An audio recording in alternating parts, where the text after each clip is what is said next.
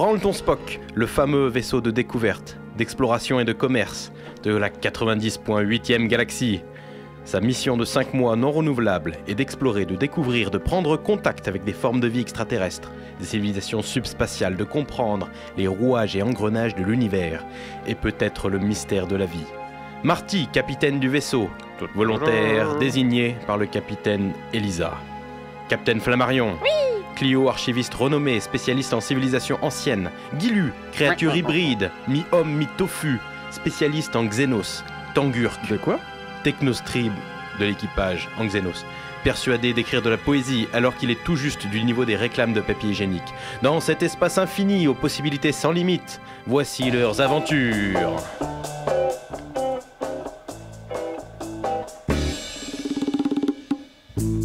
Journal du capitaine, jour 67.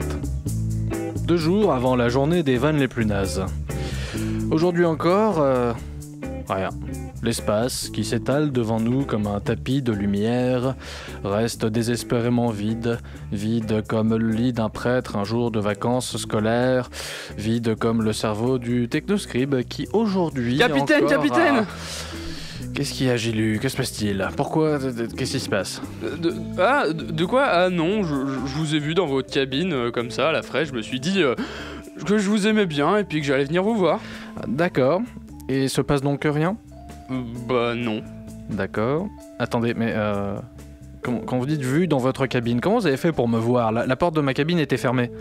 Je vois à travers les murs, capitaine. Quoi? Depuis quand vous possédez cette capacité super flippante? Je l'ai muté depuis que le technoscribe m'a dit que le secret de tout se trouvait dans la douche des filles. Ah bon? Ouais, et même qu'il faut trouver le clito... Capitaine Capitaine Flammarion, que se passe-t-il? Hé, Flammarion, vous tombez bien, nous parlions justement de Clean. Capitaine, c'est une catastrophe. Ah mais quoi, quel est le blême pro? Il y a des gnous galactiques qui nous attaquent, les Borglocks de Stupidar 29 ont encore rompu les accords de paix, le dévoreur de monde est revenu, la peste des étoiles s'est à nouveau déclarée, quoi. Pire, il n'y a plus de gel douche en salle des machines. Quoi? Comment ça? Je le sais, j'y étais. C'est une catastrophe. Tous ces hommes, sales, aux muscles couverts de cambouis, il faut absolument faire quelque chose. Je propose d'en faire une première sélection, disons 15 ou 20, de les inviter dans ma cabine où ils seront savonnés par mes soins suivant des notions de respect et de l'hygiène, élémentaires mais néanmoins scrupuleuses et méthodiques. Ouais. Je commencerai par les plus jeunes. D'accord. Oui, d'accord, c'est un problème que vous faites bien de soulever, merci de votre professionnalisme. Capitaine Bonjour, Technoscribe, bonsoir. Alors, qu'est-ce que vous foutez tous dans ma cabine, là? C'est quoi? Qu'est-ce qu'il y a cette fois? Vous devez m'annoncer qu'il n'y a plus de céréales à la cantine, c'est ça? Que quelqu'un a trouvé votre réserve secrète de rhum? Que vous avez perdu votre sauvegarde de Space Quest? Non, j'ai vu qu'il y avait plein de monde dans votre cabine qui rentrait en criant, du coup je me suis dit que c'était peut-être un nouveau truc proctocolaire ou un truc dans le genre. Pas du tout, Technoscribe. Il s'avère que je suis la plus haute autorité sur ce vaisseau après le recycleur de Nourribouffe. Gloire au grand recycleur! Et du coup, il est tout à fait normal que vous... Ah ouais, il y avait ça. Et aussi, en fait, je crois que la passerelle vous appelle parce qu'ils disent avoir secouru... attendez, c'est dans mes notes. Ah oui, secouru un monde dérivant dans l'espace, pas plus gros qu'un ballon de foot et qui souhaiterait parler au chef d'équipage. Voilà. Pardon? Sinon, j'ai un message de la salle des machines où apparemment quelqu'un a déréglé leur distributeur de gel douche. Quelques instants plus tard, sur la passerelle de commandement. Un monde vivant. Incroyable. Mon nom est Alpha Omega. Alpha Méga. Et je suis un et tout à la fois. Un peu comme du shampoing. Fermez-la, Technostrib. J'ai un cousin, une fois, il était comme ça, il est mort en changeant de sexe. Mon peuple a atteint un niveau de conscience unique. Nous sommes évolués. Nous avons atteint l'éveil. Ce qu'aucune autre race n'a atteint avant nous. Nous, les alphamégiens, sommes l'espèce la plus avancée de cette 90e galaxie. Mais nous souffrons. Vous voulez dire un transformiste, Gilu? Vous souffrez? Non, un transformer avec les oreilles. Un mal étrange nous ronge. Nous ne pouvons l'identifier ni savoir d'où il vient. Mais nous mourrons à petit feu, lentement, inexorablement. Le crépuscule tombe sur notre visage. C'est pour ça que nous avons besoin de vous, mortels. Nous avons besoin que vous débarquiez sur notre corps pour nous soigner de ce mal. Nous avons attendu longtemps, perdus dans l'espace noir.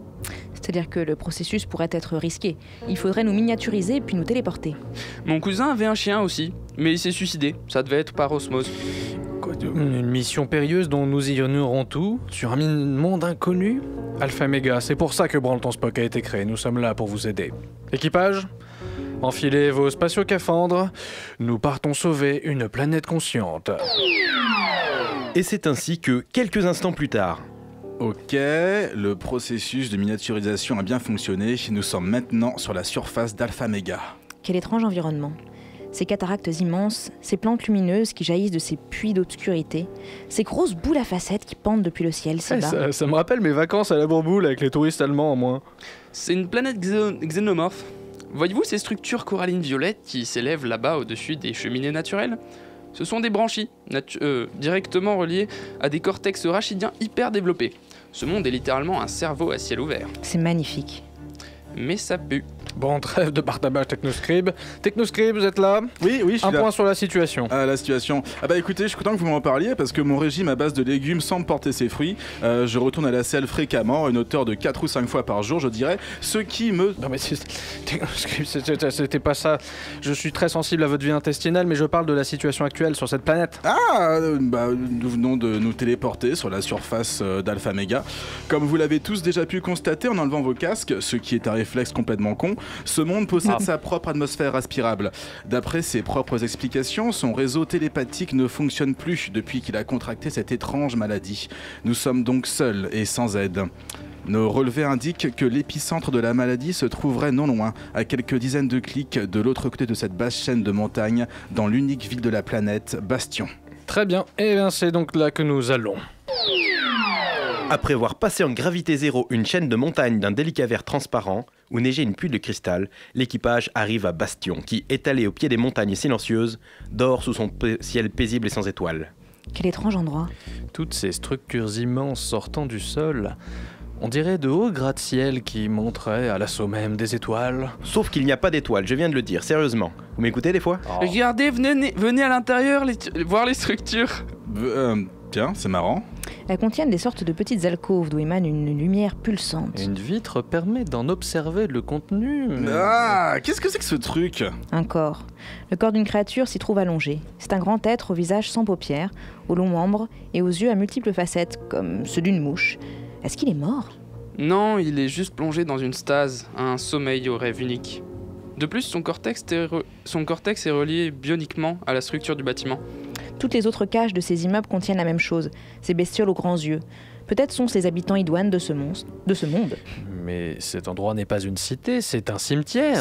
C'est bon. J'ai triangularisé le lieu de l'émission de la maladie et il provient du bâtiment, juste là-bas. Ce bâtiment. Vous voulez dire celui sans lumière, dont les cages sont éteintes ? Ouais, celui que je montre avec mon doigt en fait, là, juste là-bas. Poussez-vous, Gilu, voilà, il est là-bas. Allons-y. Inquiet, l'équipage se dirige vers le mystérieux bâtiment privé de lumière. Là, arrivé à quelques clics du lieu, des coups de feu, la déflagration de laser se font entendre. Ah, bon sang, on une se bat. escarmouche. On se bat au pied même du bâtiment. Oh mon Dieu. Sortez vos phasers, réglez-les sur assommer, nous ne sommes pas là pour faire une boucherie, compris ? J'ai oublié le mien, mais je peux lancer des cailloux. Vous êtes débile, vous arrivez à voir quelque chose ? Moi que dalle. Si vous sortiez un minimum le nez de vos cachettes, ce serait plus simple. J'ai peur. Ce sont des robots de sécurité, une demi-douzaine. La plupart gisent au sol. La carcasse fumante. Ils sont aux prises avec... Mais oui, ce sont bien les étranges créatures prisonnières des alcôves de ces immeubles. Ils ont dû s'enfuir de leur prison. Ok, merci de cette description, Captain Flammarion. Xénobiologiste Gilu, tirez vite une requête de calmitude. Ça s'appelle absolument pas comme ça, capitaine. Fermez-la et tirez-la. Ponce. Bziou, bziou, C'est un gros truc.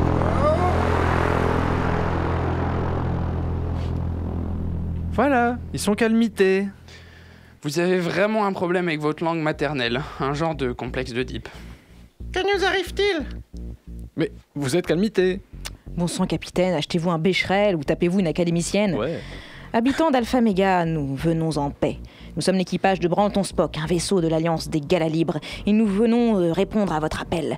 Quel est donc le mal qui vous ronge ? Les galaxies libres ? Nous ne sommes pas les habitants d'Alpha Méga, nous en sommes les esclaves. Ce monde n'appartient pas aux maîtres menteurs.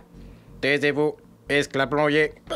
Retournez à votre réseau social de contentement artificiel et prêtez votre cortex aux grandes œuvres. Le grand œuvre.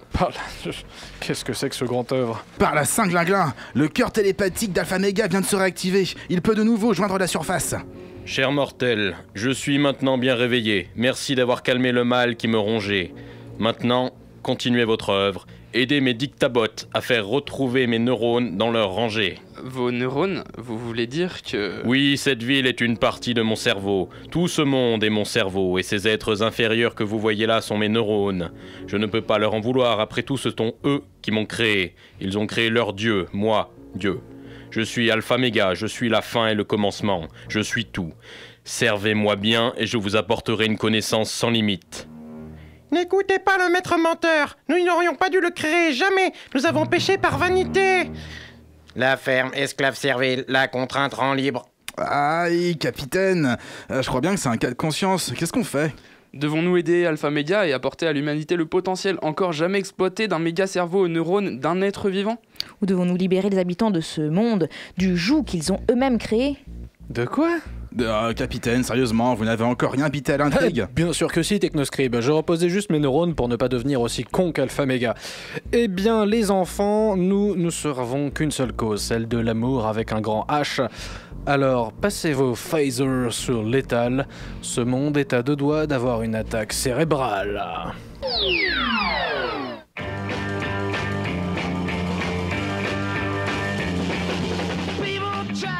Quelques semaines plus tard, dans les coursives du vaisseau.